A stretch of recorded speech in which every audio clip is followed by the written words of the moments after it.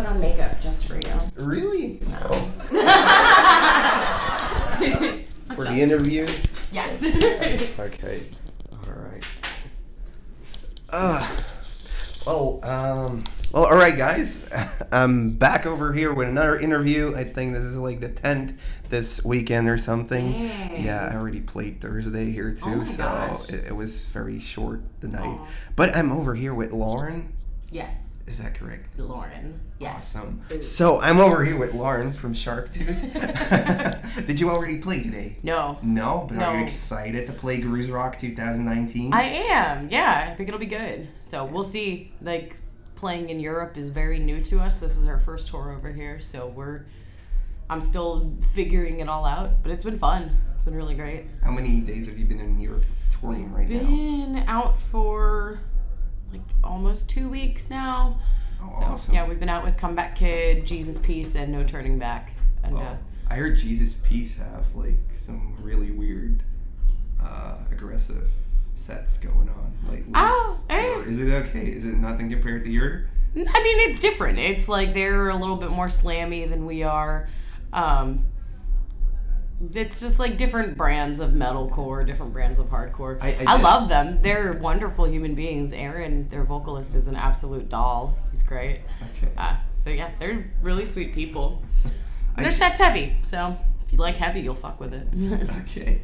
I checked out your band, and it's awesome. Oh, thank you. Your vocals are freaking sweet. I can't wait for you to hear my set and go, wow, that doesn't sound anything like the CD. Really? Yeah. Like, I checked out like the video clip, and it's like. Oh, is it live? Like live stuff? No, I think it's like a record thing. Oh, But okay. like the screams are very. How would you say it? Like very outspoken, very. Thank you. I like it. Thank you. We recorded that like 3 years ago, and my voice doesn't sound like that anymore. So I can't wait. We just recorded a new record, and that's what I'm really excited for people to hear because my voice sounds very different. Did you like learn to reuse your voice or something? Is that just like I guess we recorded Clever Girl when we were not a signed band. We were just doing this for fun, and it was just like a project. And like I didn't have a ton of experience. Like we'd tour for 2 weeks at a time, and then that would be that. Like now I've spent the last year, like we've toured like 6 months out of this past year at least. So you just practice. You use your instrument a lot more, and you get a lot better at controlling it and making the sounds that you want from it. So I also took a lesson with Melissa Cross, and I've been doing her stuff. Yeah. So how is that working with her? Wonderful. She's amazing. She's absolutely a delightful human being, and just literally one lesson like completely changed. It's a master class. Yes, she's great.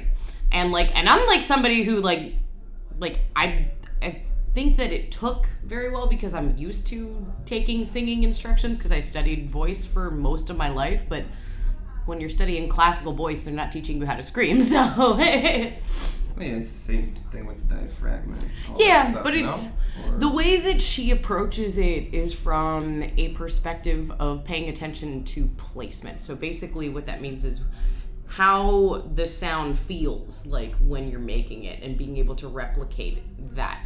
So being like, because you can't, it's not like you're looking at your voice. You can't like look at your voice and say, when I do that thing there, it makes this noise. So you basically have to be like, when I make this sound, that sounds really cool. It feels like this. Okay, I need to just get the muscle memory down to remember how to replicate that over and over again so that it becomes intuitive. It's a process. It's a whole thing. Oh, that's cool. But it is cool, yeah. So you recorded the new record already? Yep. And you're excited about it? Very excited about it. Are you playing anything new tonight? Yes, we're playing 2 new songs. First song in our set is a song called Life on the Razor's Edge, and that is a brand new song. We also have a song towards the middle of the set called Manic Pixie Dream Bitch, and that is a new song too. It's a great name. It was funny. That song didn't have a title for a long time until like a week before this tour. Okay. And I was like driving. I was like, I figured out the title for that song. Okay. There you awesome. Go. So yeah, I guess like for the European audiences, every song is kind of new if they don't know. Exactly. Yeah, I say that on stage. I'm like, I was like, this song is new. All of these songs are new, but this is new. But how are they reacting to it? People are interested. People are like, they seem to be into what I have to talk about on stage, which is a big part of this band, is me talking about the issues that we talk about in our songs.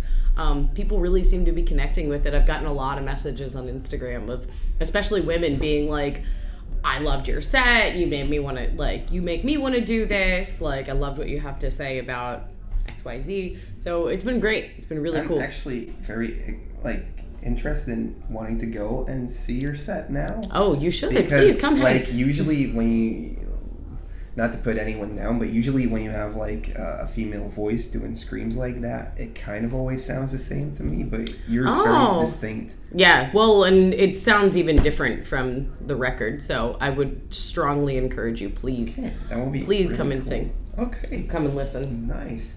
Anyways, my channel, my geeky YouTube channel, Cool. Is about all kind of old stuff, retro games. That's my favorite games, retro yeah. games. Yes.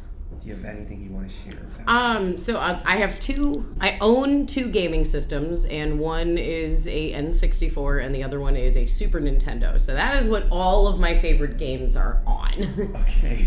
And that's what I've grown up playing games on. So what are your favorite games on? my favorite game is Earthbound. Really? Yes. Oh my god. Yes.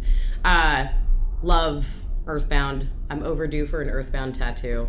I need to. It's crazy long though. It's a very long game. It's a very niche game. But yeah, that's my absolute favorite game of all time. Like what happens in there and what you have to do to actually finish Yup. it. It's great. I love it. I am. Have you finished Chrono Trigger and stuff like Nope. that too? Mm-mm. No, really just niche. No, yeah. For whatever reason, Earthbound would like really got me. It's like simultaneously really bizarre and out there and just fucking weird, but it's also super emotional and really sucks you in, and I guess that sums up my personality, is super emotional and really weird. So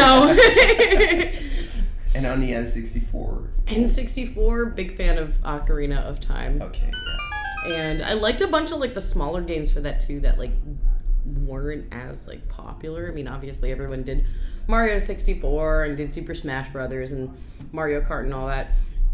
I really loved, there was a game called Chameleon Twist. Yeah. Yeah, okay. And like Bomberman, love Bomberman. Yeah, I like some of those like a little bit more out there strange games. Yeah.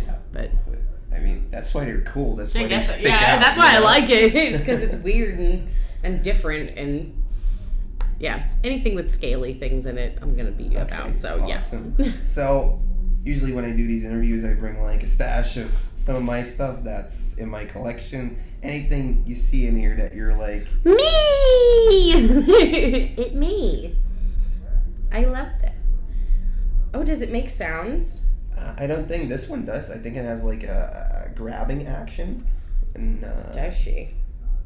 So, our obviously Sharptooth, we like dinosaurs. that's awesome. Even the name, so the name of the band Sharptooth is, if you want a nostalgic reference, that's the T-Rex in The Land Before Time, which is yeah. Yep. So old school dinosaur references are kind of our thing. Yeah, I obviously love dinosaurs. Raptors have and always will be my personal favorites. I am like, if there was an animal that was like my soul, it is raptors. Yes. What do you think about them having feathers back in the day instead of looking like Oh this? yeah, I mean so it's funny because that wasn't really like, I remember like when I was in school, that was a very new concept. One of my favorite paleontologists is this guy, Robert Baker, and he was one of the first people to propose the idea that all theropod dinosaurs had feathers to some degree, and that they were warm-blooded, which was very, very, very controversial at the time. It's become a lot more accepted now because obviously now we know a lot more about dinosaur lineage. But yeah, that at the very least, theropod dinosaurs were warm-blooded because there would have been no way for them to support an active hunting, like very quickly thinking lifestyle without being warm-blooded without being able to maintain body temperature. Yeah. Did you know you were going to get this nerdy? Because we're getting this nerdy. Yeah, it's like you're schooled for this. I am. I have a degree in zoology. Oh, and awesome. my background is in herpetology, and I've done... So, like, I haven't specifically studied dinosaurs in school, but I've studied ornithology and herpetology, which... But you're genuinely interested. Yeah, and, like, right now, my boyfriend and I are reading a book called Raptor Red, which is about Utah raptors, and, like, what their lives must have been like, just, like, living in the Cretaceous, and like what that world must have been like. So we have my boyfriend and I have a little book club, and we read like a certain number of chapters and then call each other at night. We're like, I read this. So yeah, really nerdy. No, that's cool. That's awesome. That's exactly what I want for So yeah, Jurassic Park is and has always been a huge part of my nerd fandom. And fun fact, so the paleontologist whose book we're reading right now, Robert Baker, he was one of the paleontologists who advised Steven Spielberg on the movie. When they were making Jurassic Park, Spielberg wanted the raptors to be the big raptors that they are, but at the time they had never found any fossils that were actually this big, and a lot of the artists who were working on the movie were like a little bit anxious about that, because they're like, we're putting out a movie and this dinosaur doesn't really exist, because Velociraptor was like this tall. Velociraptor's small. These dinosaurs are like 6 feet tall. They're like, there's no 6 foot tall mega raptor. And while they were filming the movie, one of Baker's volunteers was out in the field and they found a toe claw for a raptor. That was like, the claw was literally like that big. And so they were like, oh my God, we found Spielberg's Super Raptor. And was Utah Raptor. Or maybe he planted it. I don't know. He's like, quick, we gotta do something. So yeah, technically the velociraptors in at least the original Jurassic Park movies are much more similar to Utah raptors in their size. Velociraptors are little guys. They're small. All right, awesome. Thanks so much for sitting down with me, having a coffee, talking about raptors. Talking about raptors and video games and Yeah, awesome. So guys, definitely check out Lauren's band. Check out the new CD that's going to come out. When is it coming out? Hopefully fall. Maybe winter. Who knows? Okay. Whatever the label tells us. Definitely check out Sharptooth, and I will see you in the next video. Bye. Bye. Awesome. Thanks so much. Yeah, you're welcome.